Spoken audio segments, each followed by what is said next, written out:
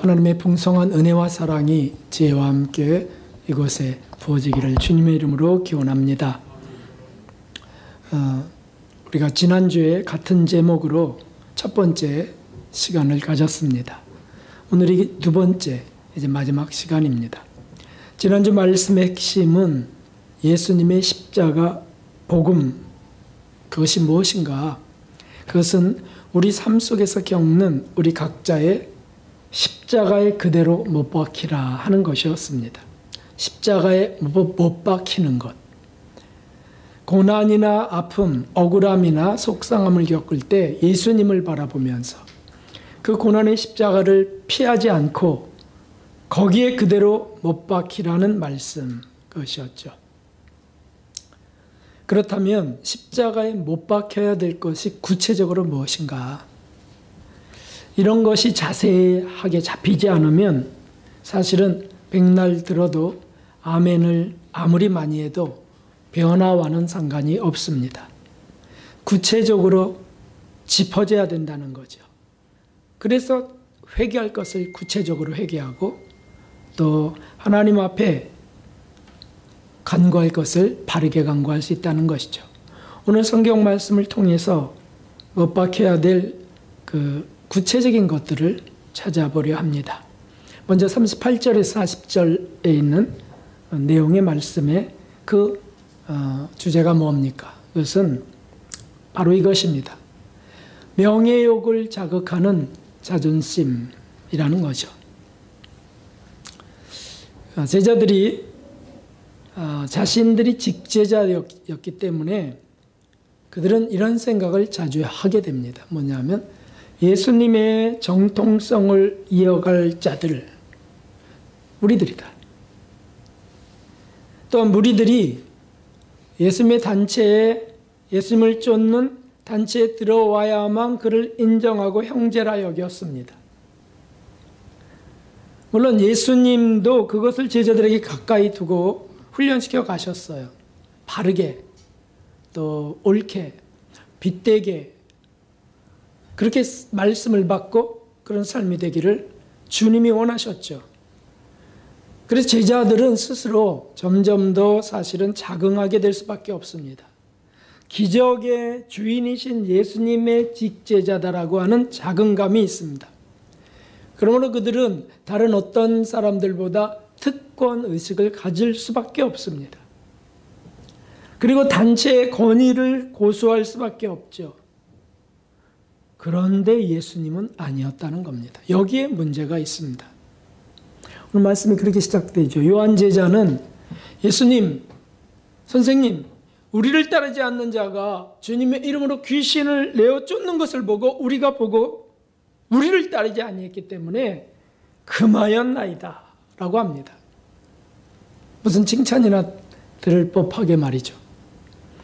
그런데 예수님은 즉시 금하지 말라 라고 하는 게 예수님의 말씀이셨어요.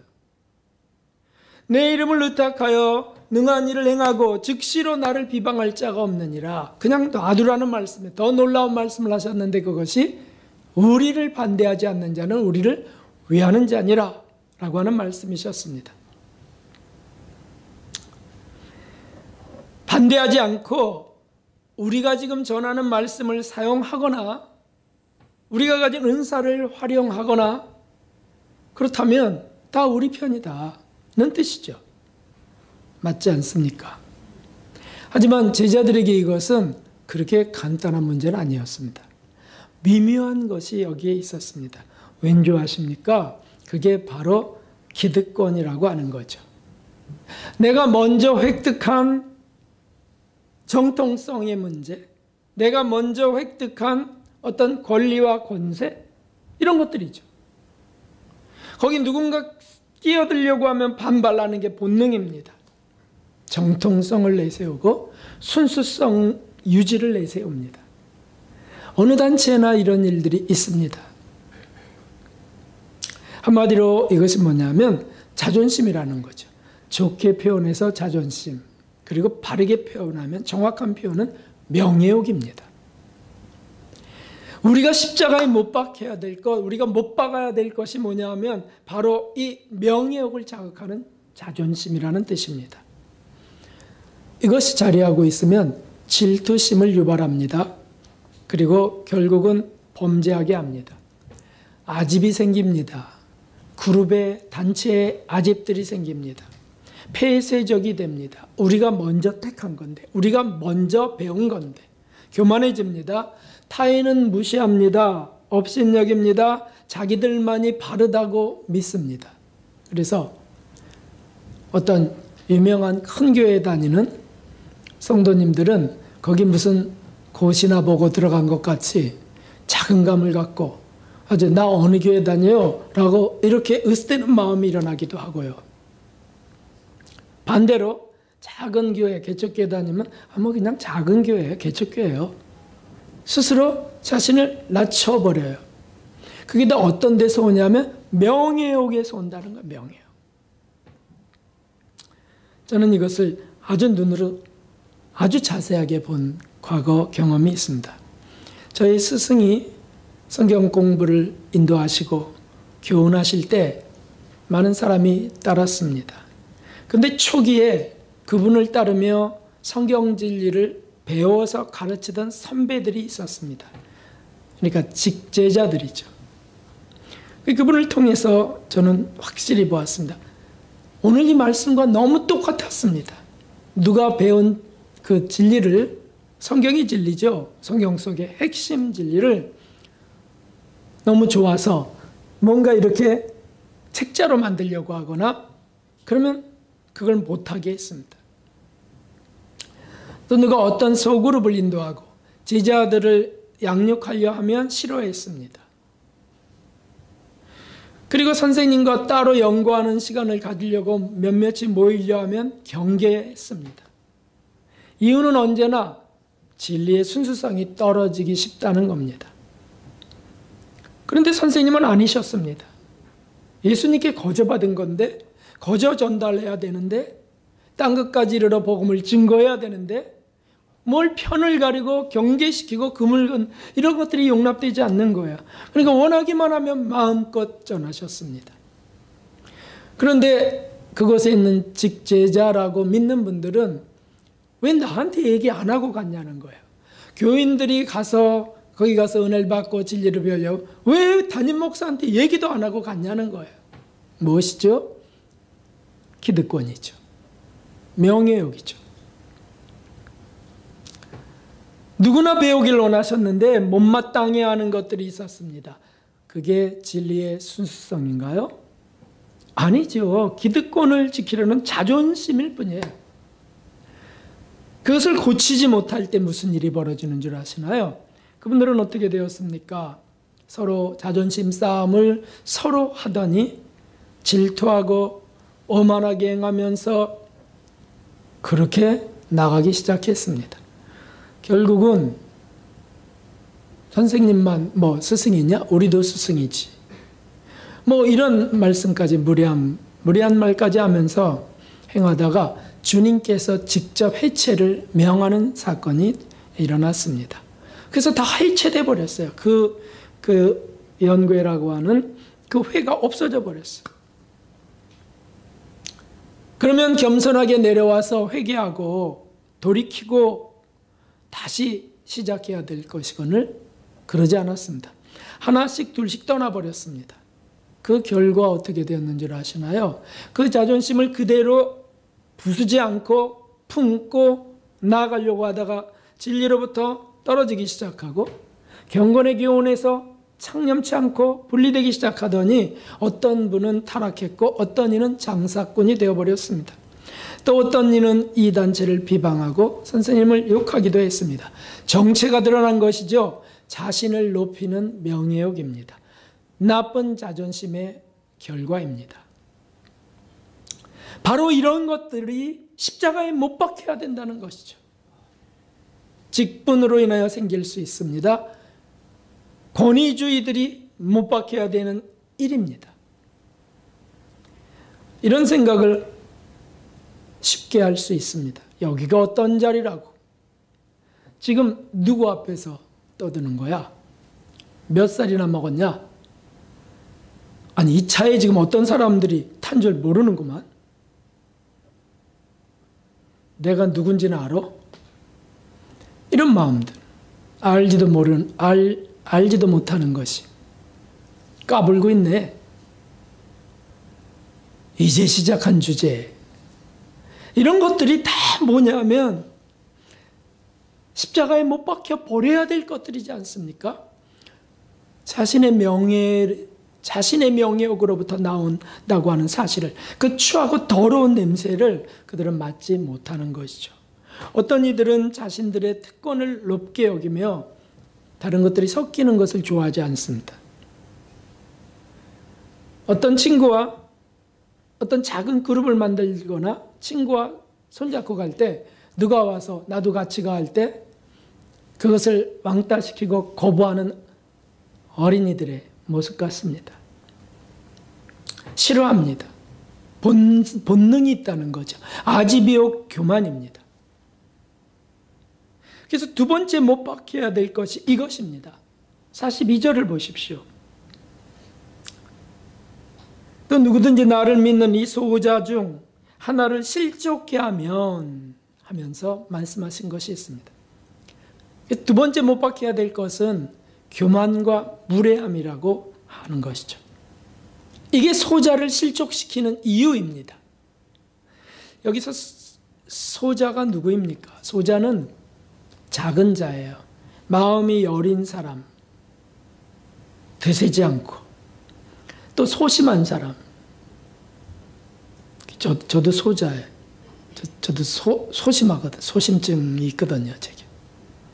그러나 직분으로는 저는 또 잘난 체하기 쉬운 또 목사죠.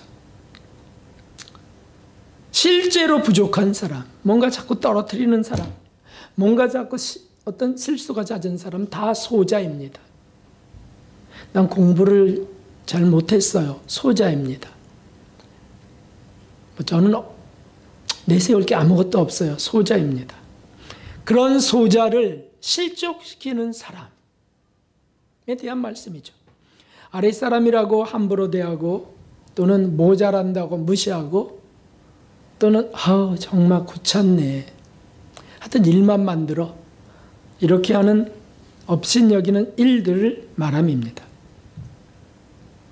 이런 사람을 무시하는 이들은 이런 사람을 사랑하시는 예수님을 무시하는 일입니다.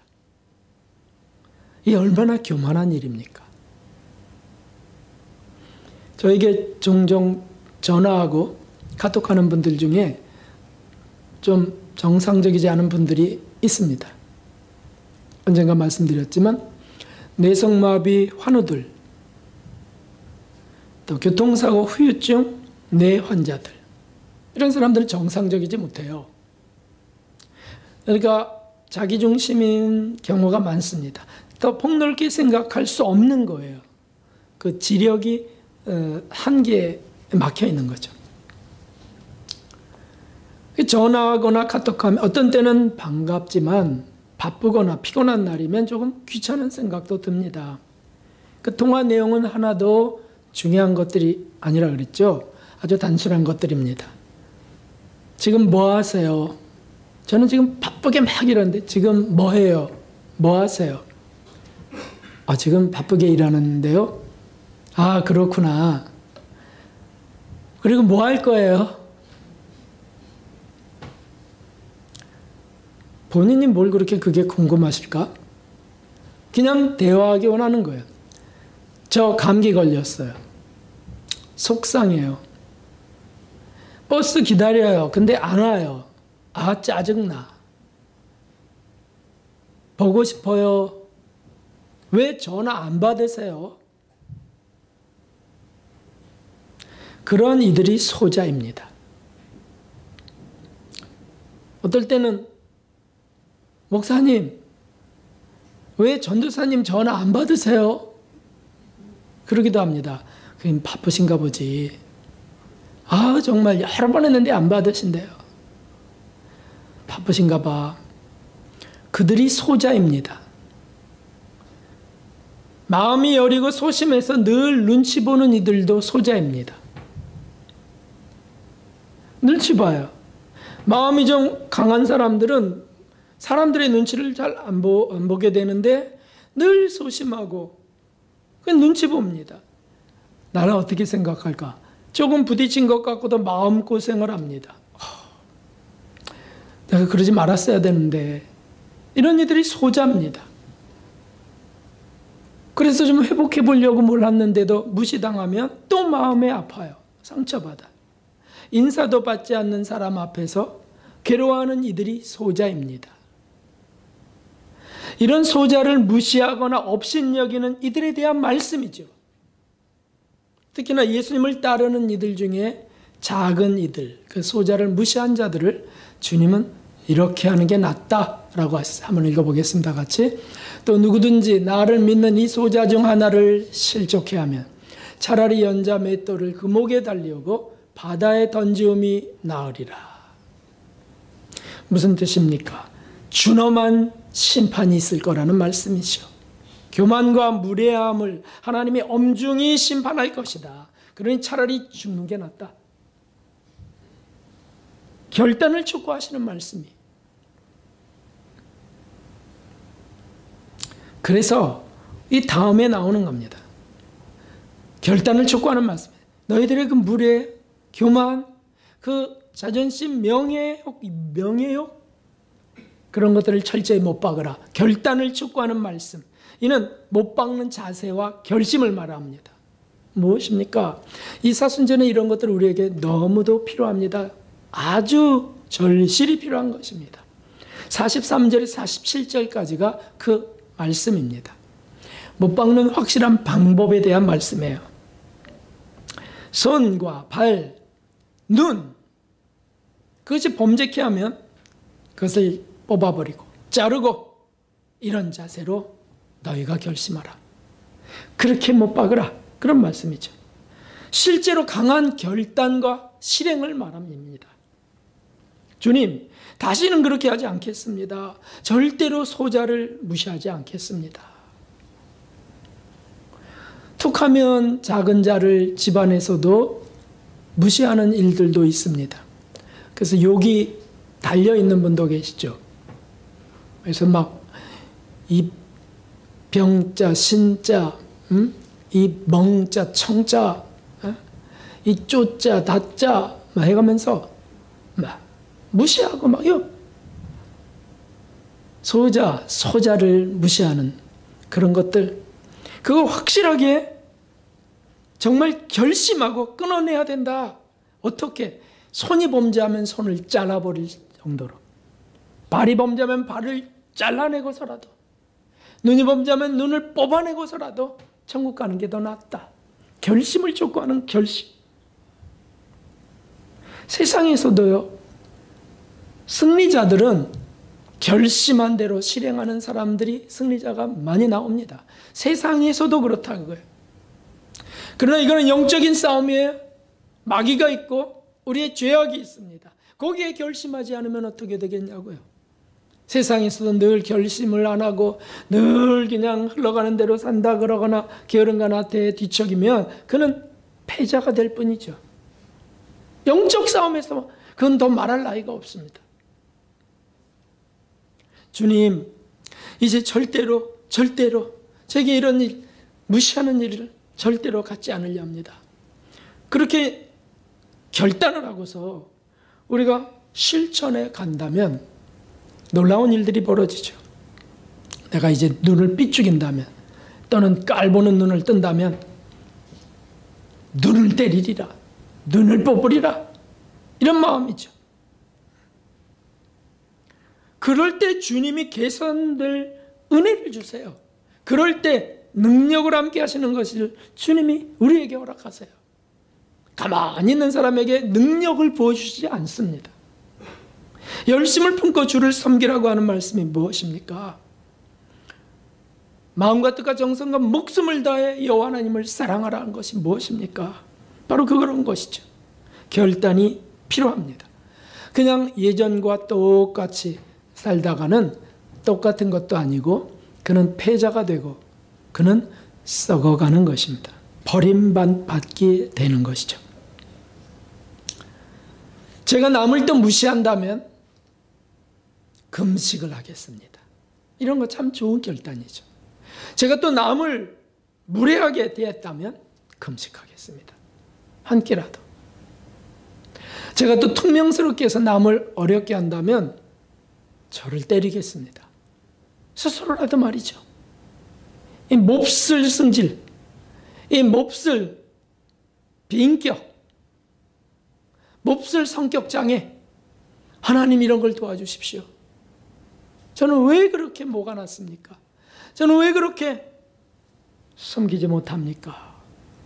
이런 것들이 결단이 필요하다는 거죠. 도와주십시오, 주님. 실제로 그렇게 기도하고 그렇게 결행해서 도움을 크게 받은 분들이 성인전 속에 소개되고 있습니다. 마틴 루터는 실수로 동료의 발을 밟은 적이 있습니다. 그럴 수 있죠. 부닥쳐서 탁 밟을 수가 있죠. 근데 조심성이 나는 결여됐다. 내가 무례하게 남을 아프게 했다. 해갖고 자기 발등을 피나게 때리면서 회개했다 그러는 거죠. 조금 도가 지나친 듯 합니다만은 결심하는 때였기 때문에 그래요. 하나님, 나 왜 이렇게 조심성이 없어? 나는 왜 이렇게 무례해? 결심하는 때였기 때문에 은혜를 더하시는 거예요.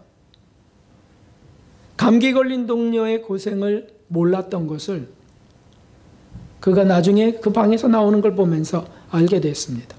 그리고는 깜짝 놀래갖고는 내가 동료가 아픈 것도 눈치채지 못하고 무심하게 생각도 안 했구나 하고 들어가갖고는 자신을 때리면서 금식하면서 회개했습니다. 다음 무례히 행한 것에 대한 이런 말씀들을 실천해 가려고 했던 거죠.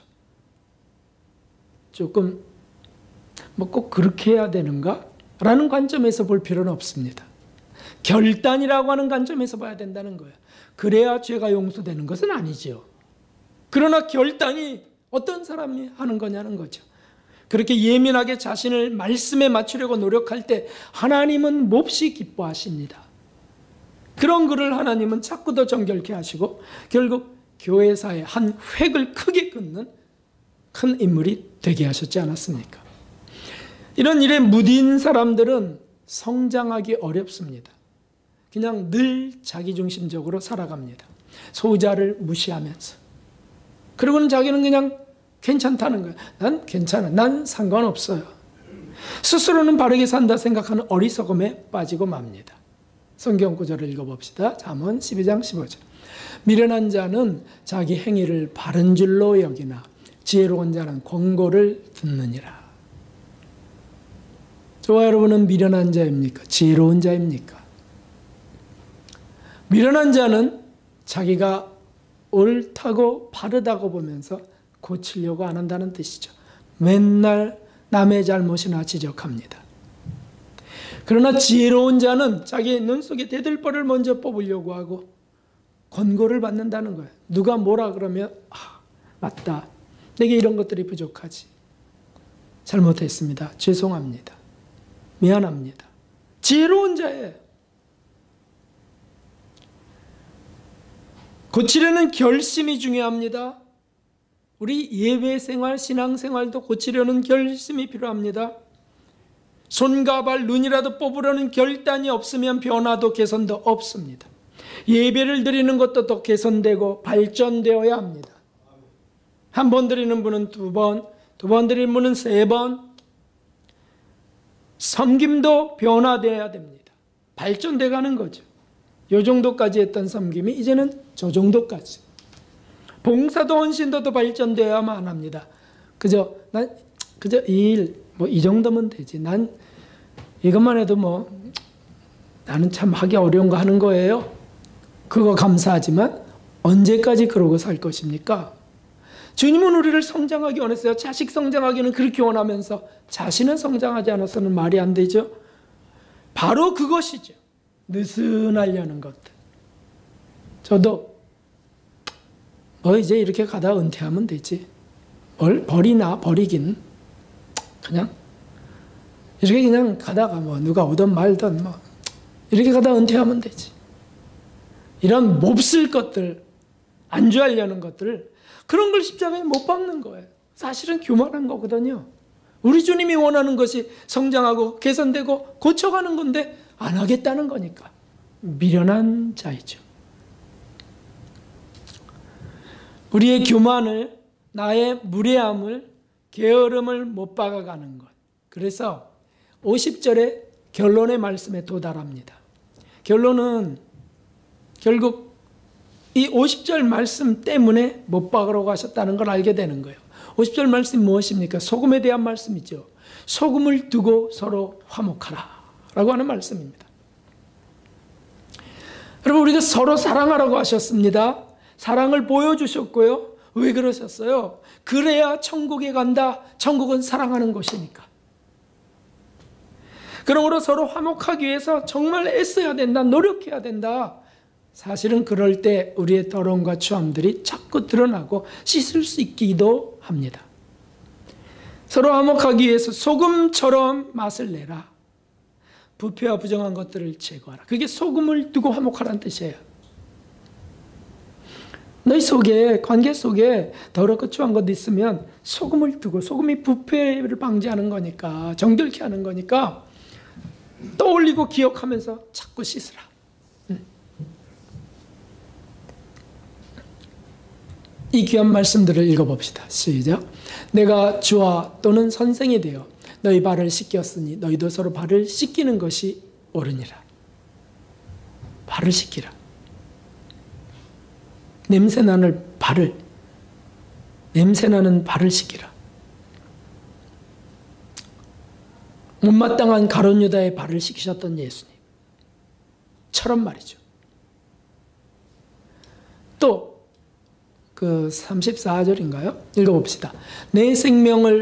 새 계명을 너희에게 주노니 서로 사랑하라. 내가 너희를 사랑한 것 같이 너희도 서로 사랑하라. 아멘. 우리는 주님께 은혜를 받고 이렇게 신앙생활하며 살아갑니다. 너무 복되고 감사한 일이죠. 이런 선물은 세상에서 받을 수 없습니다. 억만금을 줘도 이런 것들을 받지는 못하죠. 근데 주님이 우리에게 값없이 주셨어요. 우리가 그 은혜를 받고 오늘도 여기 나와서 예배를 드리며 감사하는 겁니다. 그런데 그렇게 받은 은혜, 그렇게 받은 사랑을, 그렇게 씻김받은 것을 우리는 사람들에게 하지 않겠다는 것이 자존심입니다. 나를 인정해주고 존경해주는 사람 앞에서나 하겠습니다라고 하는 게 명예욕이고요. 무시하는 사람 앞에서도 해야죠. 못마땅한 사람들 앞에서도 해야죠. 꼴 보기 싫은 사람 앞에서도 해야 되는 것이죠. 그래야 천국에 가요. 그래야 주님 기뻐하신다. 모든 사람으로 더불어 거룩함과 화평함을 쫓으라. 예외 없이 모든 사람과 더불어.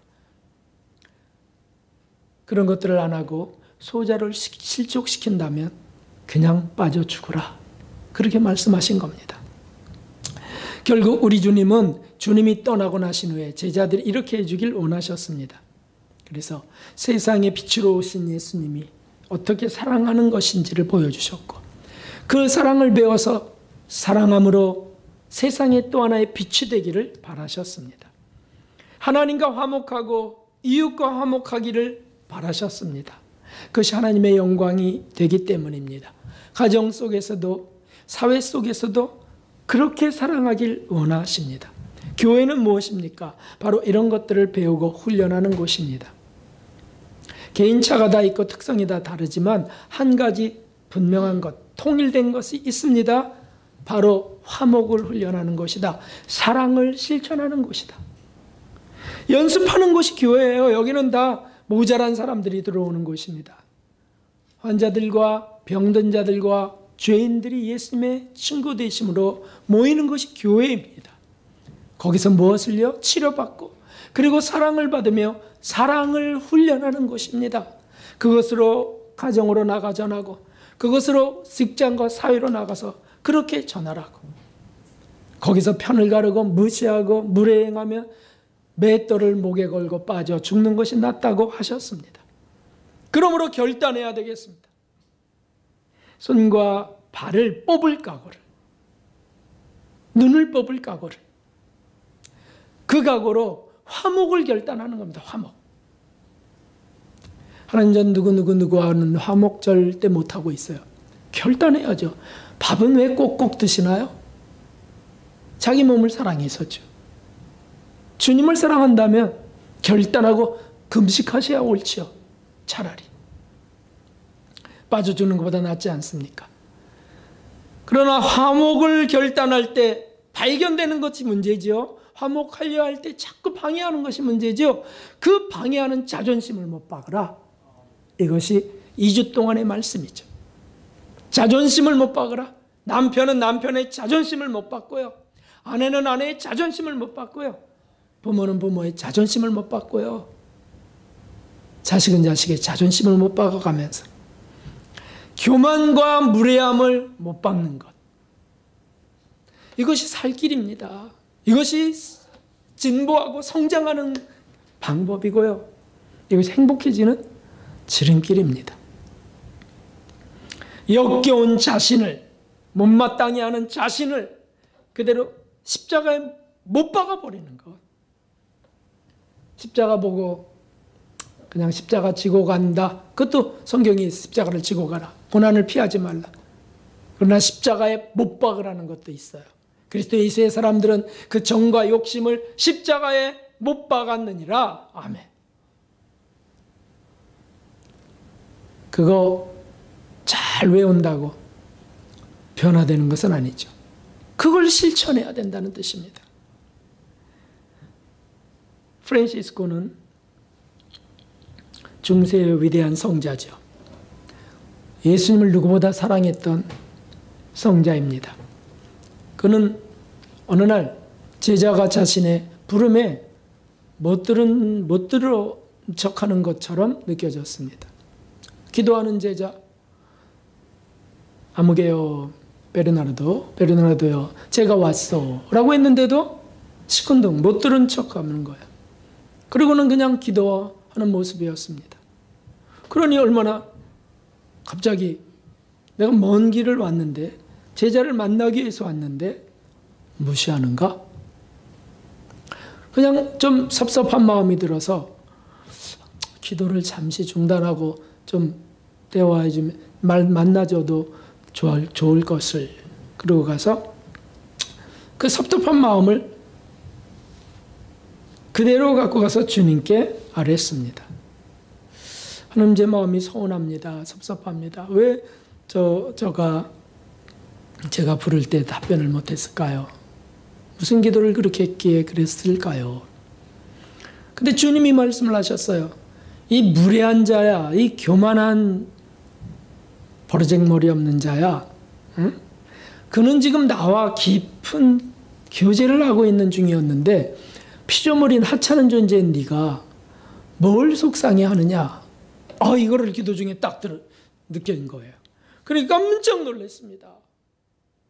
그리고는 곧바로 벌떡 일어나서 회개하면서 그 베르나르도에게 갔습니다. 그리고는 기도가 끝날 때까지 기다리고 섰습니다. 회개하면서. 그리고는 기도가 끝나자 나와서 이제 그런 얘기를 하면서 이 교만하고 무례한 저를 용서해 달라고. 그래서 제가 부탁할 것이니, 명을 할 것이니 제가 땅에 누울 터이고 당신은 저의 목을 밟고 지나가십시오.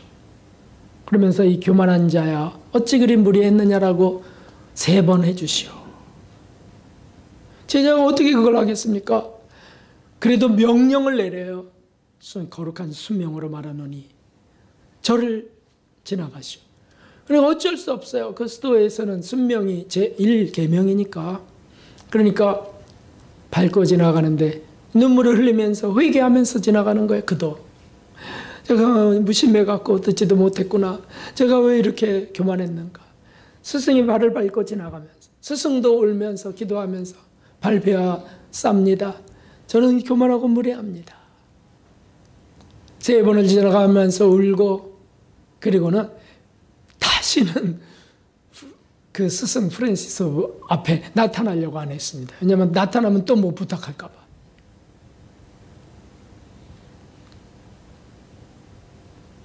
십자가에 못 박는다는 것은 바로 이것이죠.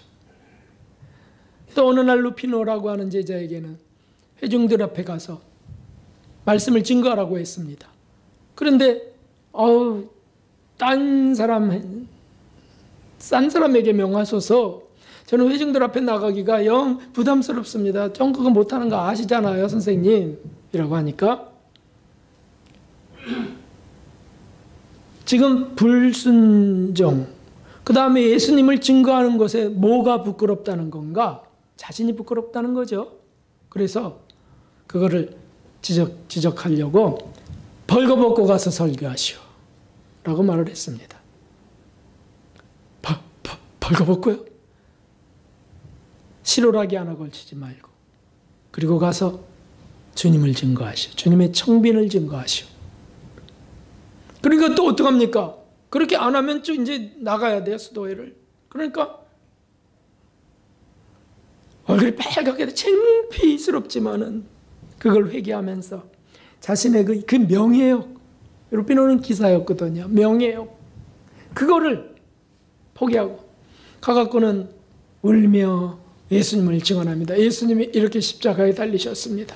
그런데 곧바로 프란시스 스승이 자기도 벌거벗고 그 옆에 쓴 것입니다. 벌거벗고 쓰라고 해놓고 딱 돌아 쓰는데 네가 뭔데 그런 무례한 명령을 내리느냐. 또 책망을 받았어요. 그러니까 알겠습니다. 자신도 벌거벗고 가갖고 우리 예수님이 이렇게 십자가에 못 박히셨습니다. 우리 예수님이 이렇게 다 버리셨습니다. 두 분의 벌거숭이가 강단에 올라서서 그 설교하는 모습을, 울며 설교하는 그 모습을 그 회중들은 어떻게 들었겠습니까?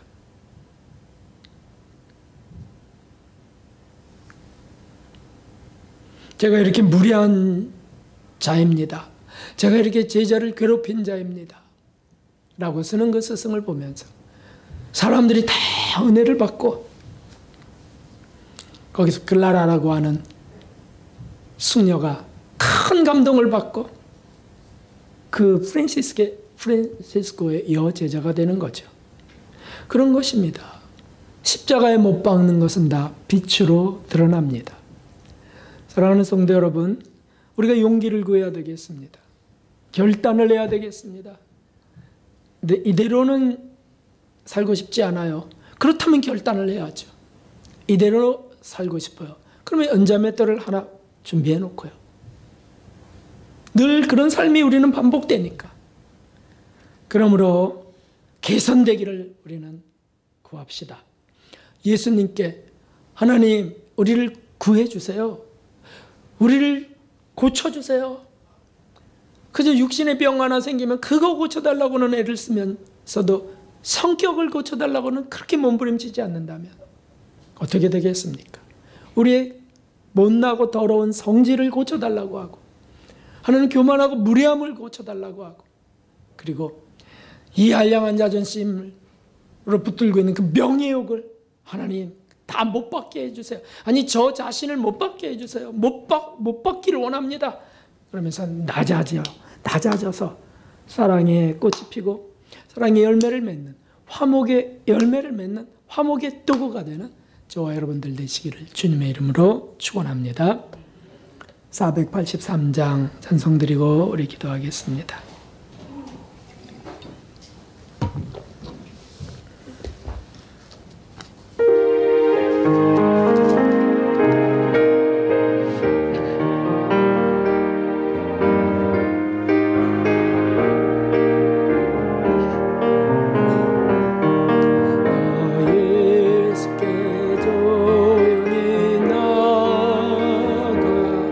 내 모든 짐 내려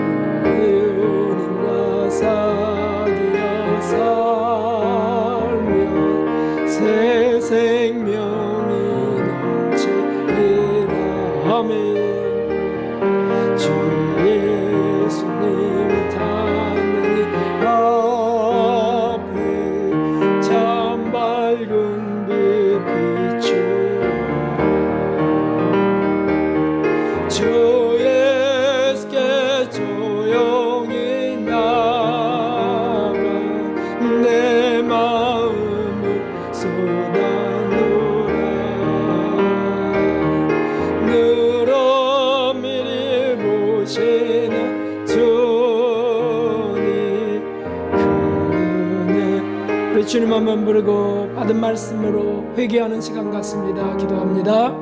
주님